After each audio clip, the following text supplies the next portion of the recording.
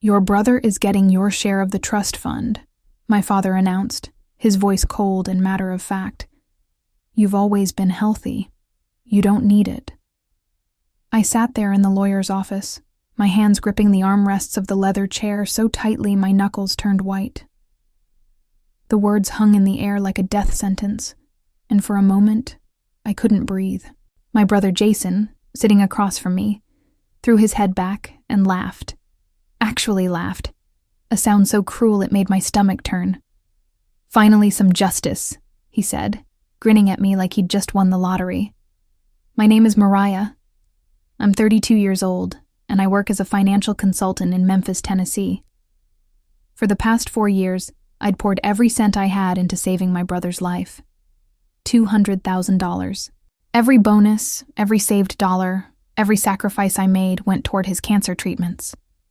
I'd emptied my savings, taken out loans, worked extra hours until I was running on fumes. I did it because he was my brother, because family was supposed to matter, because I thought, stupidly, foolishly, that love and sacrifice would mean something. But sitting there in that office, watching him laugh at my expense, I realized I'd been nothing more than a convenient bank account. My grandmother had passed away 3 months earlier, and her will was finally being read. She'd set up trust funds for both Jason and me years ago, equal shares that were supposed to give us security. I'd never touched mine, never even thought about it during Jason's illness. The money I spent on his treatments came from my own pocket, from my own sweat and tears. But apparently that meant nothing.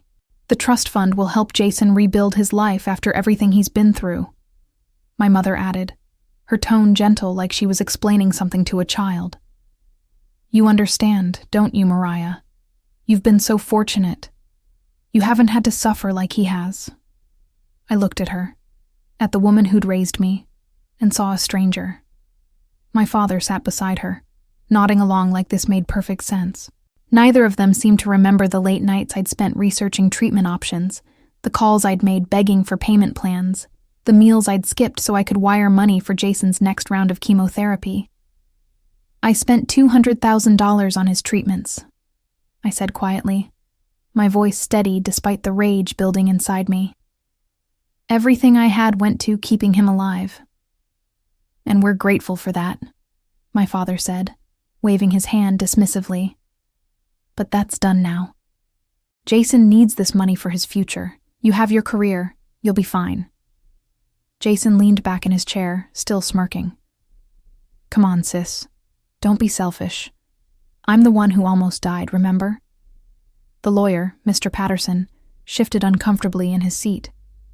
He'd been my grandmother's attorney for decades, and I could see the conflict on his face. But he stayed silent, bound by my father's decisions as the executor of the estate. I took a slow breath, feeling something shift inside me. 4 years of exhaustion, of sacrifice, of believing my family would recognize what I'd done. It all crystallized into a single burning clarity. They weren't going to change their minds. They weren't going to suddenly see how wrong this was. They'd made their choice, and I was left with nothing. "Okay," I said, my voice surprisingly calm. "But let me just make a call first." My father frowned. "A call? Mariah, this isn't—" I pulled out my phone, my fingers steady as I scrolled through my contacts. I'd saved this number months ago, back when I first started suspecting something wasn't right with the way my family treated me. Back when I noticed how every conversation somehow centered on what I could give, never what I deserved. "This will just take a minute," I said, hitting the call button. The phone rang twice before a crisp, professional voice answered. "Albert speaking." "Albert, it's Mariah," I said, putting the call on speaker.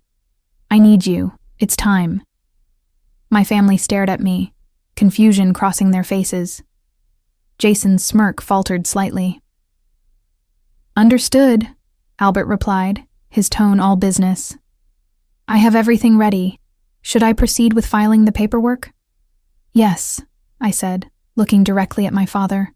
"File everything. I want this done properly. Who the hell is Albert? Jason demanded, sitting up straighter. I smiled then, a small, cold smile that felt foreign on my face. Albert is the best lawyer in Memphis, actually one of the best in the entire state, and he's been helping me with something important. What are you talking about? My mother's voice rose with alarm. You'll find out soon enough, I said. Albert, send the documents to Mr. Patterson's office. I think everyone here should see them. Already on it, Albert confirmed. They'll have them within the hour. I ended the call and set my phone on the table. The room had gone completely silent, except for the hum of the air conditioning. Mr. Patterson looked pale, my parents looked confused, and Jason's face had gone from smug to uncertain in seconds. What did you just do? My father asked, his voice low and dangerous. I stood up, gathering my bag. I made sure justice actually gets served. The real kind, not your twisted version. The week before that phone call, I'd been going through my grandmother's old letters. She'd been a meticulous woman, keeping detailed records of everything. I'd found them while cleaning out her house, boxes of correspondence and documents that my parents hadn't bothered to sort through. That's when I discovered the truth about the trust funds. My grandmother hadn't left equal shares. She'd left specific instructions that her estate be divided based on contributions to family welfare. She'd watched me sacrifice everything for Jason, seen how my parents enabled his selfishness, and she'd made provisions. The trust funds were supposed to be distributed according to who actually supported the family during crises.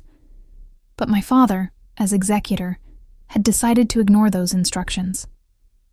I'd grown up in a typical middle-class family in Memphis. My father ran an accounting firm. My mother was a school administrator, and we lived in a comfortable house with a nice yard.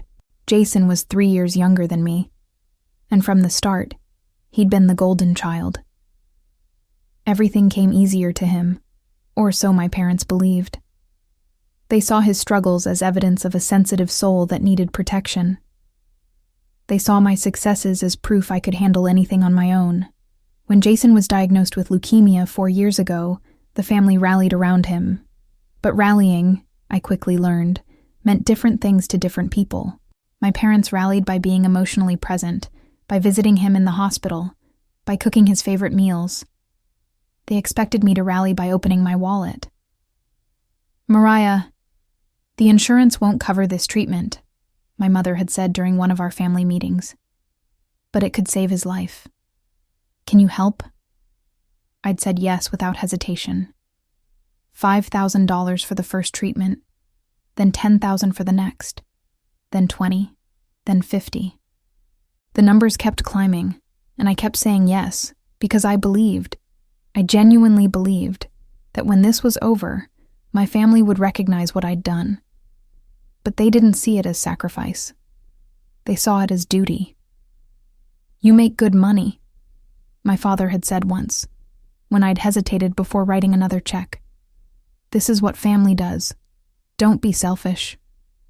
Selfish. That word had become their weapon of choice whenever I showed any sign of exhaustion or financial strain. I was selfish for wanting to keep some money for my own future. Selfish for suggesting Jason's friends and extended family might contribute too. Selfish for being healthy when he was sick. I'd worked with Albert for months, quietly gathering evidence and documentation. Every check I'd written, every wire transfer, every medical bill I'd paid, I'd kept meticulous records. My grandmother's letters had revealed her true intentions for the trust funds, and Albert had helped me understand the legal implications of my father's decision to ignore those instructions. Your grandmother was very specific, Albert had explained during our first meeting. He was a sharp-eyed man in his 50s, with a reputation for winning impossible cases. She wanted her estate to go to the family member who demonstrated true commitment and sacrifice.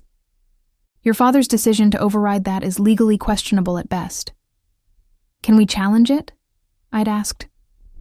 We can do more than challenge it, he'd replied, a hint of satisfaction in his voice. We can ensure her actual wishes are honored. And based on what you've shown me, that means the entire trust should go to you. I'd been stunned. The entire trust? Your brother contributed nothing during his own illness. In fact, he was the financial burden. Your parents contributed emotionally, but not financially. You're the only one who made actual sacrifices. By your grandmother's own criteria, you're the sole deserving beneficiary. But I'd hesitated. Taking everything felt wrong, even after everything they'd done. I just want what's fair, I'd said. Albert had looked at me seriously. Mariah, fair is you getting what you deserve after years of being taken advantage of. Your grandmother saw this coming. She knew your family's dynamics, and she tried to protect you. Let's honor that. Now, sitting in Mr. Patterson's office, I watched my family's faces as they tried to process what was happening. My father's jaw was clenched. My mother looked anxious, and Jason had gone pale. You're bluffing, Jason said, but his voice lacked conviction. You can't just take the trust fund. I'm not taking it, I replied calmly. I'm claiming what Grandma actually intended for me. There's a difference. Mr. Patterson's phone buzzed, and he glanced at it before his face went even paler. I've received the documents, he said quietly. From a Mr. Albert. I need to review these. What documents? My father demanded. Patterson, what's going on?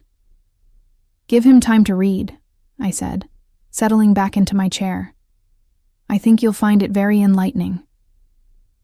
The minutes ticked by in tense silence. Mr. Patterson read through his tablet, his expression growing more troubled with each page. Finally, he looked up at my father. Gregory, he said slowly, did you read all of your mother's instructions regarding the trust distribution? Of course I did, my father snapped. She left equal shares for both children. No, Mr. Patterson said. She didn't.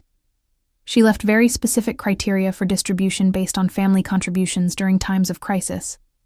And according to these documents Mariah's attorney has sent, along with supporting evidence, he paused, looking at me with something like respect.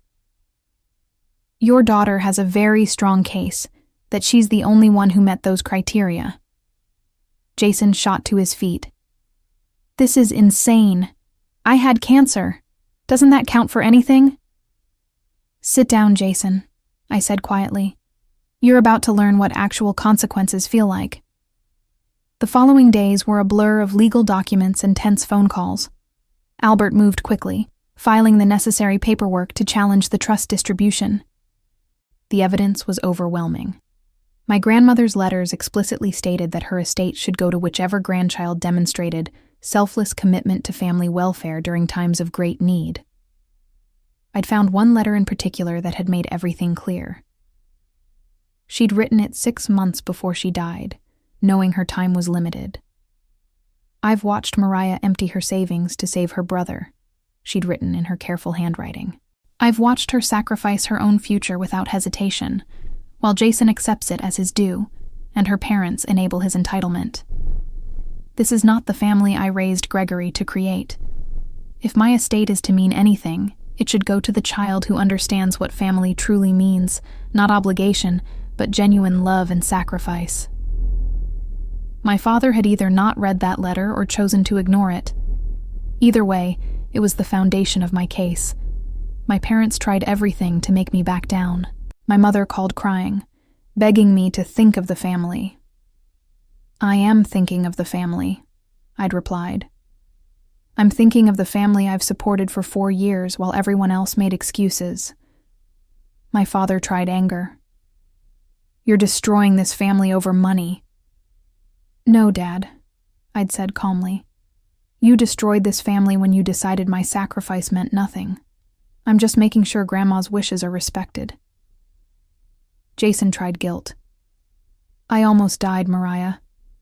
How can you do this to me? I saved your life, I'd responded. Every treatment, every medication, every hospital bill, that was me. And instead of gratitude, I got laughed at. So yes, Jason, I can do this to you. The truth was, I'd been building toward this moment for longer than they knew. It started small, about 2 years into Jason's treatment. I'd asked him once, during a visit, if he ever thought about how he'd pay me back someday. He'd laughed. That same cruel laugh I'd hear later in the lawyer's office. Pay you back? Mariah, you're my sister. You don't get paid back for doing your duty. Duty. The word had stung then, but I'd pushed it aside, telling myself he was sick and stressed. But the comments kept coming. My mother suggesting I take on extra work to cover another treatment. My father casually mentioning I should postpone buying a house because Jason's needs are more immediate. Every conversation reinforced the same message. My life, my dreams, my future, none of it mattered as much as Jason's comfort. The breaking point had come 8 months ago, after Jason's final treatment. He was declared cancer-free, and the family threw a celebration dinner. Everyone was so happy, so relieved. I'd walked in exhausted from working a double shift to pay off the last of his medical bills, and my mother had pulled me aside. Now that Jason's better, you can focus on your own life again, she'd said, patting my hand. Maybe find a nice man. Settle down. You've put your life on hold long enough. I'd stared at her, waiting for the acknowledgement that never came. Waiting for her to recognize what I'd sacrificed, what I'd given up. But she just smiled and went back to celebrating Jason's recovery. That night, I'd gone home and called every lawyer in Memphis until I found Albert. I need someone who specializes in estate law and family disputes, I'd told him. And I need someone who won't back down when my family tries to manipulate them. Albert had listened to my story and agreed to take my case. Start documenting everything, he'd advised. Every conversation, every request for money, every dismissal of your contributions, and find your grandmother's paperwork. If her will says what you think it does, we have a case. Now, 3 weeks after that initial phone call in Mr. Patterson's office, Albert called with news. The judge has reviewed everything, he said. Your grandmother's intentions are clear, and your father's decision to ignore them was legally unsound. The court is ruling in your favor. I sank into my chair, barely believing it. The entire trust? The entire trust, Albert confirmed. $2 million, Mariah. It's yours. And there's something else. The judge was particularly moved by your grandmother's letters and your documentation of financial support. He's also ordering your parents to repay you the $50,000 they borrowed from you last year for their vacation, the loan they claimed they'd forgotten about. I'd forgotten I'd even mentioned that to Albert. It had seemed like such a small thing compared to the $200,000 I'd spent on Jason. When will this be final? I asked. 2 weeks. They can appeal. But based on the evidence, any appeal would be frivolous. Start making plans for what you'll do with your inheritance. After we hung up, I sat in my apartment, looking at the sparse furniture and bare walls. I'd lived like this for 4 years, every extra dollar going to Jason's care. My friends had moved into nice houses, started families, built lives. I'd put everything on hold, not anymore. I called my parents that evening. My father answered, his voice tight with barely controlled anger. I suppose you're calling to gloat, he said. No, I replied. I'm calling to tell you that this was your choice. You could have recognized what I did. You could have shown gratitude or at least basic respect. Instead, you laughed at me and tried to take what little grandma left me. So yes, I fought back. And yes, I won. This will destroy our relationship, my mother said from the background, her voice breaking. Mom, I said softly. Our relationship was destroyed the moment you decided my value was only in what I could provide. I'm just the first one to acknowledge it. I hung up before they could respond. And for the first time in years, I felt something I'd almost forgotten, the lightness of being free. The next morning, I woke up to 17 missed calls and dozens of text messages. My father, my mother, Jason, Even distant relatives I hadn't heard from in years. All of them suddenly desperate to talk to me. I deleted them without reading most of them and got ready for work. At the office, my colleague Hannah noticed immediately that something had changed.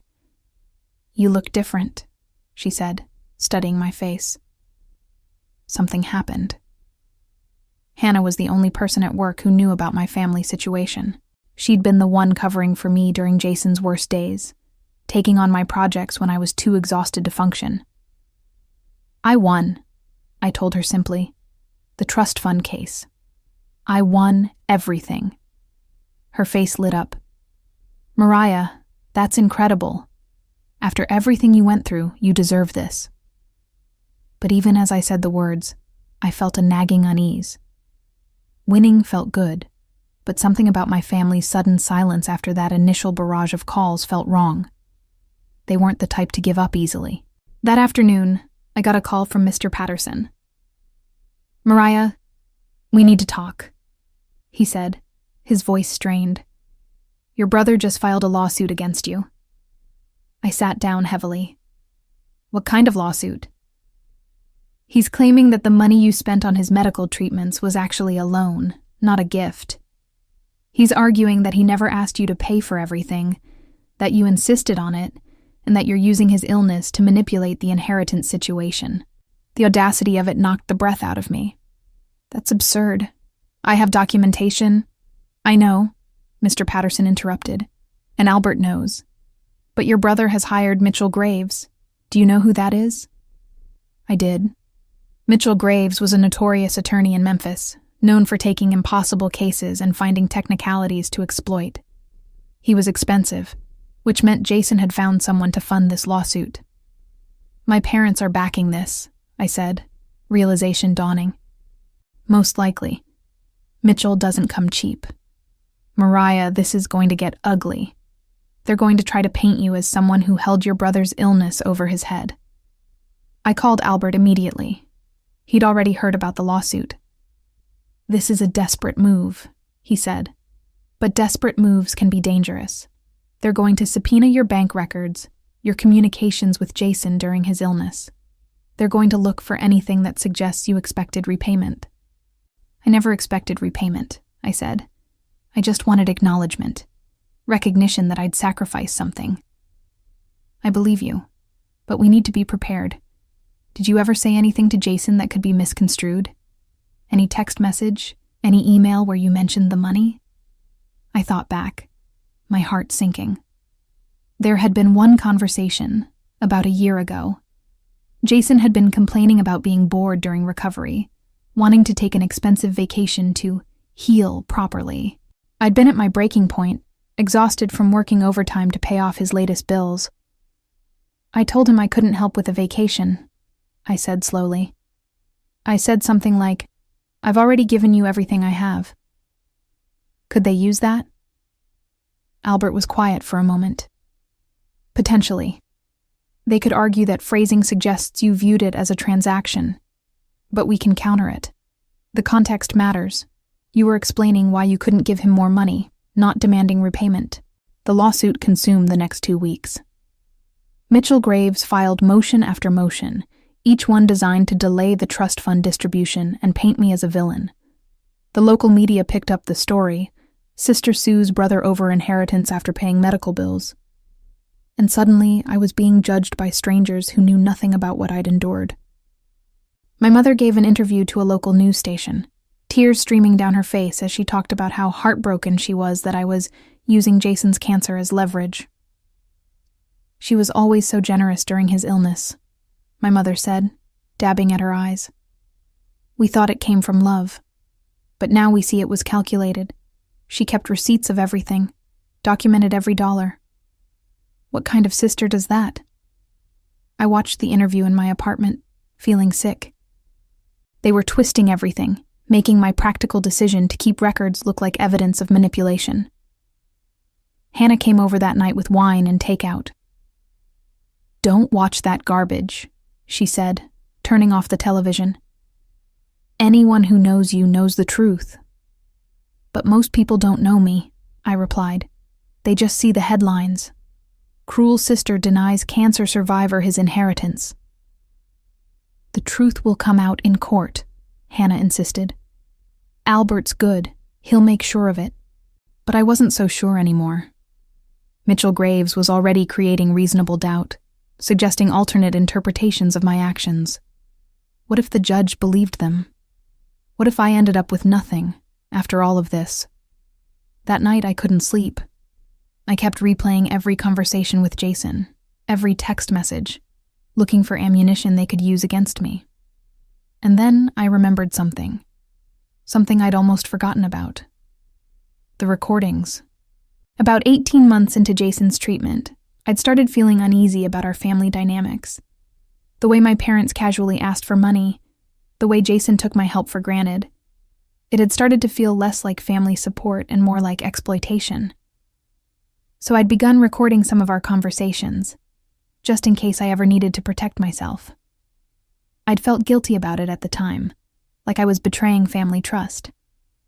But now, digging through my old files, I found them. Hours of recordings from family dinners, phone calls, meetings about Jason's care. And in those recordings was the truth. Every casual dismissal of my sacrifice, every entitled demand, every moment they'd made clear my worth was only in my wallet. I called Albert at midnight. I have recordings, I said, from during Jason's treatment, conversations with my family. Are they legally obtained? Albert asked immediately. Tennessee is a one-party consent state, so as long as you were part of the conversation. I was, I confirmed. Every single one. Send them to me. Now. This could change everything. I spent the rest of the night uploading files to Albert's secure server. As each recording transferred, I listened to snippets. My mother's voice saying, "Mariah's salary is higher. She should cover more." My father explaining to Jason that, "Your sister doesn't need her savings. She's investing in family." Jason himself, in one particularly clear recording, saying, "Why would I thank her? She's supposed to help me. That's what sisters do." By morning, Albert had reviewed everything. "Mariah," he said, his voice carrying barely contained excitement, "these recordings don't just defend you, they destroy their case. In fact, they open up new possibilities. Your family's behavior could be construed as financial exploitation. We might be able to argue for more than just the trust fund." What do you mean?" I asked. "I mean, we might be able to get your $200,000 back. Every cent you spent on Jason's treatment. We might be able to prove your family coerced you into it through emotional manipulation." The courtroom was packed the day Albert played the recordings. Mitchell Graves had been confident, strutting around like he'd already won. My parents sat behind Jason, my mother holding his hand, both of them looking like victims in their carefully chosen conservative clothes. I sat with Albert at our table, my hands folded calmly in my lap. I'd learned to hide my emotions over the past 4 years. That skill was serving me well now. "Your Honor," Albert began. "The defense has painted Miss Mariah as someone who manipulated her brother's illness for personal gain. They claim she kept records as evidence of loans, not gifts. But I'd like to present evidence that tells a very different story. One of systematic exploitation of a young woman's love for her family." Mitchell Graves objected immediately. "Your Honor, this is a transparent attempt to distract from—" "I'll allow it," Judge Walsh interrupted. "She was a woman in her 60s, known for being fair but strict. Proceed, Mr. Albert." Albert played the first recording. It was from a family dinner 2 years ago. My father's voice came through clearly. "Mariah, we need to talk about Jason's next treatment. Insurance denied it, but the doctor says it's crucial. How much can you contribute?" My voice, tired. "Dad, I've already given $40,000 this year. I'm running out of savings." Jason's voice, petulant. "So you're going to let me die because you want to keep your money?" My mother, "Mariah, please, don't be selfish. Your brother needs you." The courtroom was silent. I watched my parents' faces drain of color. Jason shifted uncomfortably in his seat. Albert played another recording, this one from a phone call. My mother's voice. Mariah, your father and I were thinking of taking a vacation when Jason's treatment ends. Just a week somewhere warm. We've been so stressed. Could you help with the cost? Maybe $5,000 or $6,000? Me. Mom, I'm barely keeping up with Jason's medical bills. My mother, her voice hardening. We've been there for Jason emotionally. That's just as valuable as money. You can afford to help your parents after everything we've done for you. Albert let that one sink in before playing the worst one. It was from 3 months before my grandmother died. Jason was in remission, declared cancer-free. The family had gathered for a celebration dinner. Jason's voice, laughing. You know what's funny? Mariah's been so focused on keeping me alive. She forgot to have a life of her own. No boyfriend, no house, nothing. Just work and more work. My father, amused. Well, that's what happens when you make your family your whole world. But we appreciate it, honey. Your sacrifice meant something. My mother. Though really, Mariah, now that Jason's better, you should think about your own future. You're 30 years old. Time to stop being everyone's bank and find a husband. Jason again. Yeah, sis. Your job's done. Time to get your own life. The recording ended. The silence in the courtroom was deafening. I saw several jury members looking at my family with undisguised disgust. Judge Walsh leaned forward. Mr. Graves, would you like to respond to this evidence? Mitchell Graves stood, but for the first time since the trial began, he looked uncertain. Your Honor, these recordings lack context. Family conversations can sound harsh when taken out of... These recordings have plenty of context, Albert interrupted. They show a pattern of emotional manipulation and financial exploitation spanning 4 years. Miss Mariah wasn't keeping receipts to demand repayment. She was keeping receipts because she was being systematically drained by her family, and some part of her knew she might need to protect herself. Objection. Mitchell Graves was getting desperate now. This is speculation about my client's state of mind. Sustained, Judge Walsh said, but her expression suggested she'd already made up her mind. Albert played 3 more recordings, each one more damning than the last. The final recording was from the day before my grandmother's will reading. My father's voice. Tomorrow we find out about Mother's estate. I've already decided Jason should get both trust funds. Mariah's done well for herself. She doesn't need it. My mother. Are you sure? Won't she object? My father. If she does, we'll remind her about family loyalty. After all, she'd hate for people to know she's been keeping score of every dollar she spent on her brother. Makes her look petty. The recording clicked off. The courtroom erupted in murmurs. Judge Walsh banged her gavel. Order, she called. Mr. Graves, does your client wish to proceed with his lawsuit? I watched Jason lean toward Mitchell Graves, whispering frantically. Mitchell's face was grim as he listened. Finally, he stood. Your Honor, in light of this new evidence, my client wishes to withdraw his lawsuit. Motion granted, Judge Walsh said. She turned to look directly at my family. However, I'm troubled by what I've heard today. These recordings suggest financial elder abuse and coercion. I'm ordering a full investigation into the family's treatment of Miss Mariah over the past 4 years. My father shot to his feet. Your Honor, this is unnecessary. Sit down, Mr. Gregory, Judge Walsh said sharply. You've already proven yourself unreliable as an executor of your mother's estate. The investigation will determine whether criminal charges are warranted. Furthermore, I'm awarding Miss Mariah her full inheritance as originally planned, along with court costs and attorney fees to be paid by the plaintiffs. Mitchell Graves tried one last time. Your Honor, my clients don't have the resources to... Then they should have thought of that before filing a frivolous lawsuit, Judge Walsh snapped. We're adjourned. As people filed out of the courtroom, I sat perfectly still. I'd won. Not just the inheritance, but vindication. The truth was out, recorded and undeniable. My mother tried to approach me in the hallway, but Albert stepped between us. "I wouldn't recommend contact right now," he said firmly, "not while the investigation is pending."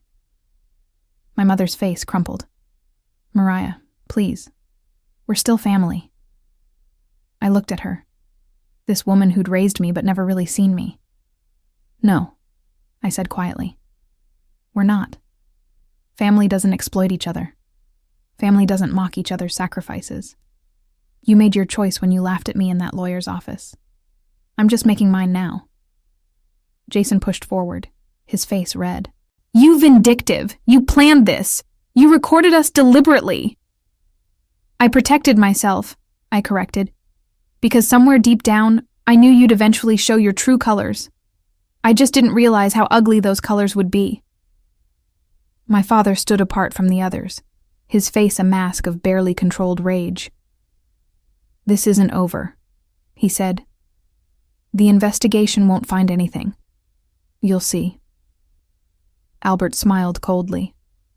"Actually, Mr. Gregory, based on those recordings, I'd say the investigation will find quite a lot. Financial coercion, elder abuse of Mariah herself, possible fraud in the handling of the estate. I'd recommend you find a good criminal defense attorney." I watched my father's face go pale, watched the reality of consequences sink in. For years, they'd acted without accountability, secure in the knowledge that I'd keep sacrificing, keep giving, keep enabling their entitlement. Not anymore. The investigation moved faster than anyone expected. Within 2 weeks, state financial investigators had combed through 4 years of records. What they found painted an even uglier picture than the recording suggested. My parents had lied about their financial situation. They weren't struggling to help Jason. They had significant savings they'd never touched. Instead, they'd manipulated me into covering costs they could have easily paid themselves. The vacation they'd asked me to fund, they'd taken 3 others in the previous year, all paid from their retirement accounts. But the worst discovery came when investigators looked into Jason's medical bills. Albert called me on a Tuesday afternoon. "Mariah, are you sitting down?" "What did they find?" "Your brother's insurance covered more than he told you. Significantly more. Of the $200,000 you paid, only about $80,000 was actually necessary. The rest was for elective treatments, comfort upgrades, and expenses that insurance had already reimbursed." I felt dizzy. "What do you mean reimbursed?" "Your brother was submitting claims twice. Once to insurance, once to you. He pocketed the difference, and your parents knew about it. The betrayal was so complete, so thorough, that I couldn't even process it at first. I'd been working myself into exhaustion, missing mortgage payments, eating ramen for dinner, while Jason was profiting from my love for him. "The district attorney is filing fraud charges," Albert continued, "against all 3 of them. Your brother for insurance fraud and financial exploitation. Your parents for conspiracy and elder financial abuse." "Elder abuse?" I repeated numbly. "Tennessee law defines vulnerable adults as anyone being exploited regardless of age. The systematic nature of what they did to you qualifies. Mariah, they could face serious jail time." I should have felt triumph. Instead, I felt hollow. This was my family. The people who'd raised me, who I'd loved unconditionally. And they'd systematically destroyed that love for money they didn't even need. Hannah convinced me to take a week off work. I spent it in a cabin in the Smoky Mountains, away from phones and people. I needed to think, to process everything that had happened. On the 3rd day, I got a letter. It had been forwarded from my apartment. The return address was from a state prison. Someone had already been arrested pending trial. It was from Jason. I almost threw it away without reading it, but something made me open it. The letter was short, written in Jason's familiar scrawl. "Mariah, I know you won't believe this, But I'm sorry. Not sorry I got caught. I'm sorry I did it in the first place. You want to know the worst part? I didn't even need most of that money. I wanted it. I wanted you to prove you loved me more than your own comfort. And when you kept giving, kept sacrificing, I despised you for it. I despised you for being better than me, for showing me exactly what kind of person I'd become. Mom and Dad taught me that family exists to serve me.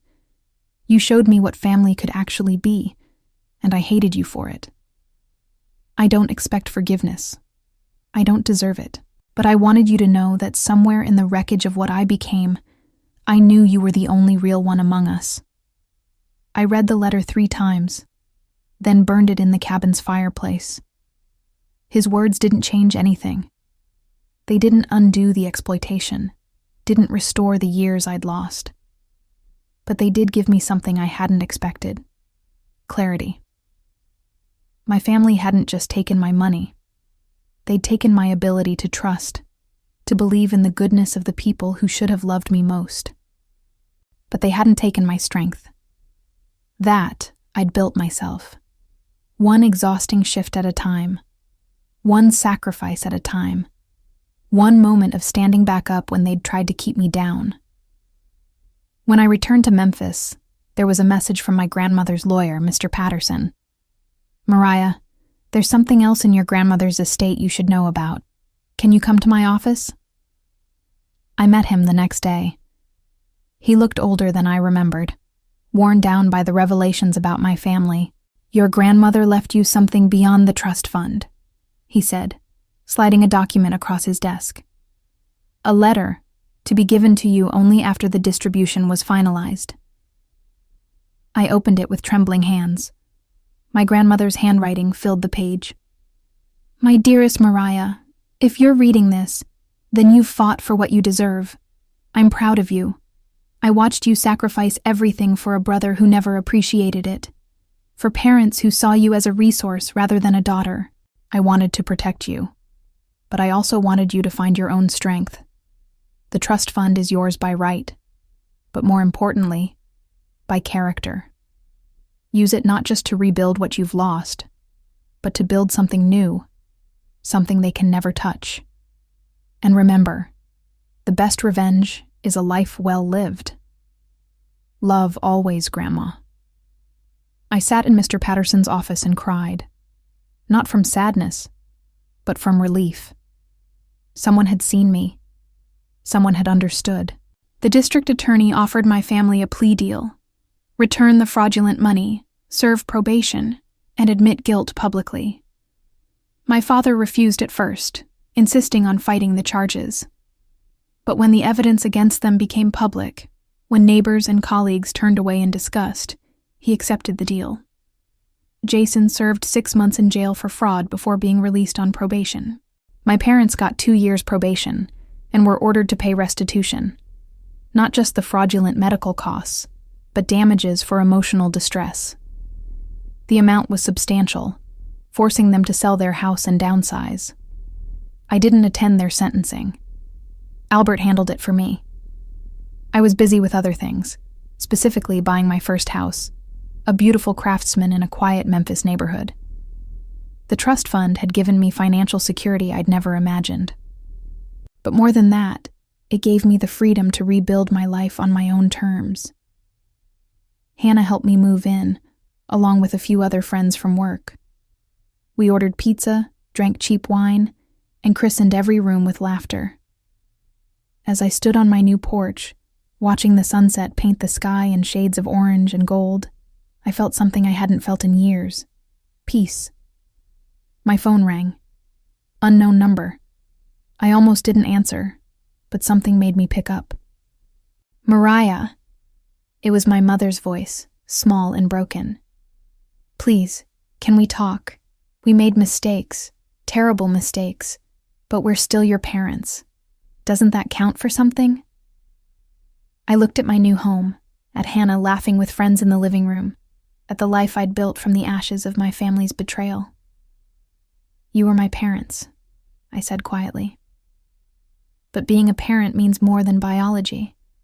It means seeing your child as a person, not a resource.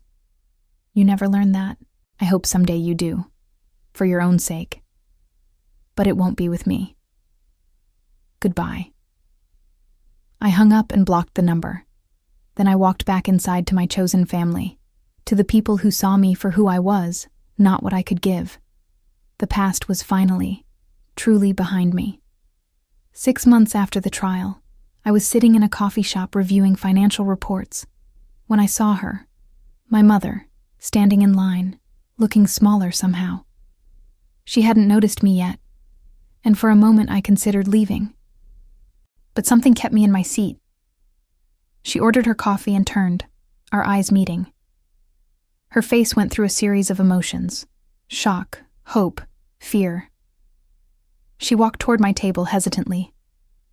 "Mariah," she said, her voice barely above a whisper. "I didn't expect to see you here." "I come here every Tuesday," I replied evenly, "for the past 3 months." She understood the implication. This was my space now, and she was the intruder. "May I sit?" I gestured to the empty chair. She sat down carefully, clutching her coffee cup like a lifeline. "You look well," she said. "I am well." The silence stretched between us, heavy with everything unsaid. Finally, she spoke again. "Your father and I lost the house last month. We're renting a small apartment in East Memphis now. Jason's living with us. He can't find a job with his record." I sipped my coffee and said nothing. "I know you don't want to hear this," she continued, her voice cracking. "But we're struggling. The restitution payments, the legal fees, Jason's probation costs. We can barely make rent. And you're telling me this because?" She looked down at her hands. "Because I hoped. I thought maybe, given time, you might be willing to help. Just a little. We're family, after all." The audacity of it would have made me laugh if it wasn't so pathetic. Here she was, after everything, still thinking she could tap into my resources, still believing that the word family held some magical power over me. "Do you know what I did yesterday?" I asked calmly. "I donated $50,000 to a cancer research charity, in my grandmother's name. Not Jason's. He doesn't deserve that honor. But Grandma, who actually understood what sacrifice meant." My mother's face crumpled. $50,000? "Mariah, we're about to be evicted and you're just giving away." "Giving away my money," I interrupted. "My inheritance. My choice. The same way it was your choice to steal from me for years. The same way it was your choice to mock my sacrifices and then try to take what little Grandma left me." "We made mistakes," she whispered. "But we're paying for them. How long are you going to punish us?" I set down my coffee and looked at her directly. "I'm not punishing you, Mom.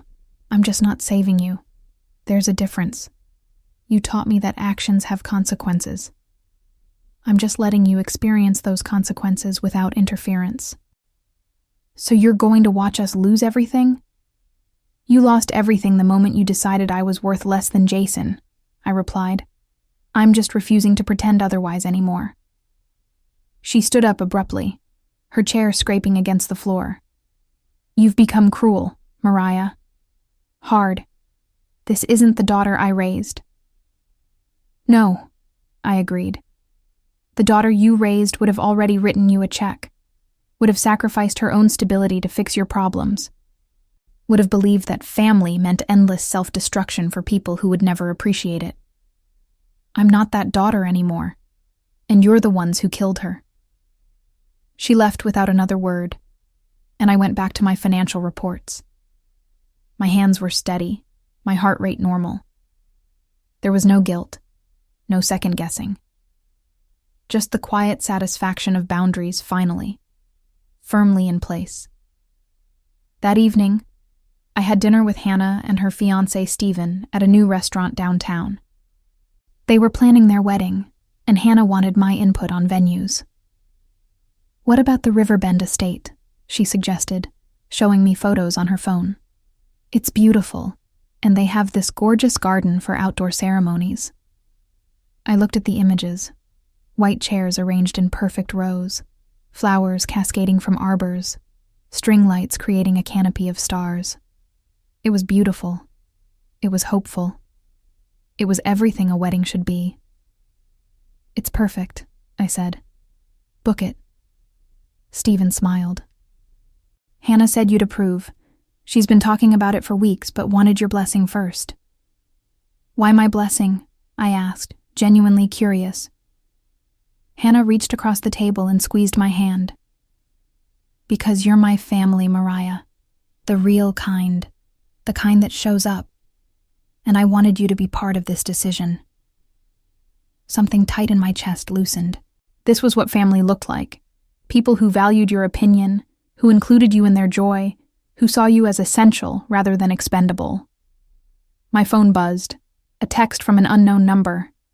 "Please, Mariah. Jason's sick again. Just a cold, but with his medical history, we're worried. Can you at least call and check on him?" I deleted it without responding and silenced my phone. "Everything okay?" Hannah asked. "Everything's fine," I replied. And I meant it. The next day, Albert called with news that made everything even better. "The court has approved your motion to reclaim the full $200,000 you spent on Jason's treatment. With interest and damages, the total comes to $247,000. "When do I get it?" I asked. "That's the interesting part," Albert said, and I could hear the smile in his voice. "Your parents have to pay it. The court is garnishing their income until it's repaid in full. Given their current financial situation, that could take decades." I hung up and stared out my office window at the Memphis skyline. Justice, it turned out, wasn't always swift, but when it finally arrived, it was thorough. 3 months later, I was invited to speak at a financial literacy conference in Nashville. The topic was protecting yourself from financial exploitation, even by family. I almost declined. Public speaking wasn't my strength, and talking about my family's betrayal still felt raw sometimes. But Hannah convinced me. "Your story could help people," she said.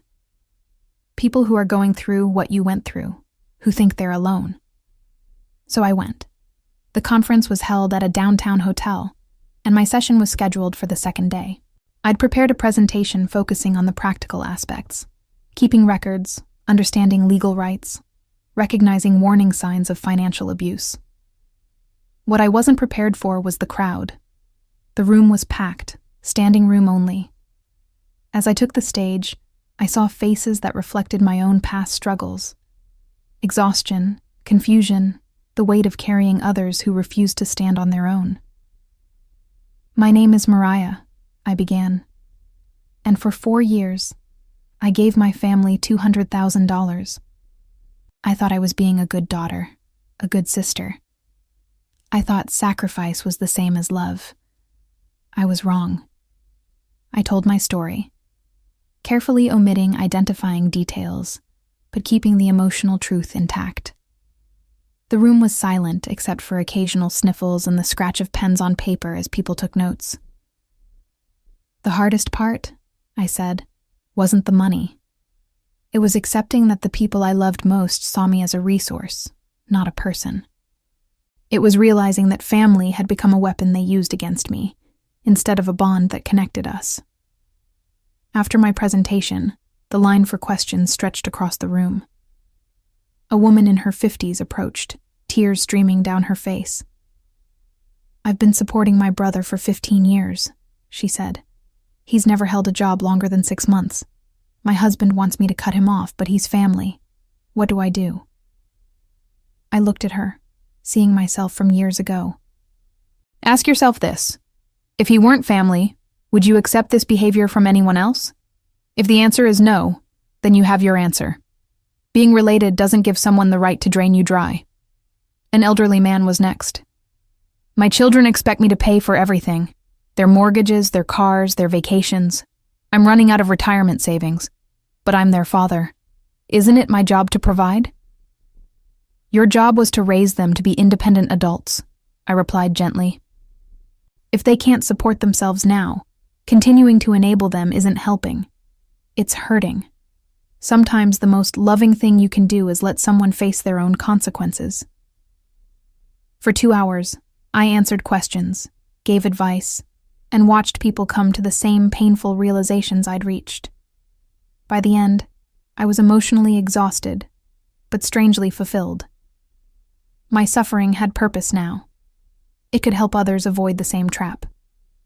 That evening, as I packed to return to Memphis, I got an email from Jason. Somehow, he'd found my work address. Mariah, I saw your presentation online. They recorded it and posted it. I just wanted you to know. I watched it. I heard what you said about us. And you were right about everything. I destroyed your trust in family because I never learned what family really meant. Dad and Mom are still in denial, but I'm not. I'm trying to be better. Not for you. You owe me nothing. But for myself. Because I don't want to be the person who broke his sister for pocket change. I hope someday you can be proud of who I become, even if you're never part of my life again. I read it twice, then filed it away without responding. His growth was his responsibility, not my concern. Maybe someday his words would mean something. But right now, they were just words from someone who'd already proven what he was capable of. The next week, Hannah got married. The ceremony at Riverbend Estate was exactly as beautiful as the photos had promised. I stood beside her as maid of honor, holding her bouquet as she exchanged vows with Stephen. During the reception, I caught myself smiling. Really smiling. Not the polite social smile I'd perfected over the years, but genuine joy. Hannah and Stephen were dancing, her white dress twirling as he spun her around. Other friends laughed and celebrated, creating memories that had nothing to do with obligation or manipulation. This was what happiness looked like. Not the absence of family, but the presence of people who actually cared. As the DJ announced the last dance, Hannah pulled me onto the floor. "Dance with me," she insisted. "You're my sister in all the ways that matter." We danced together, swaying to some sentimental song about friendship, and standing there, surrounded by people who chose to love me rather than use me, I realized something profound. My family's betrayal had cost me $200,000 and 4 years of my life. But in destroying my faith in them, they'd forced me to build something stronger. Faith in myself. Faith in my judgment.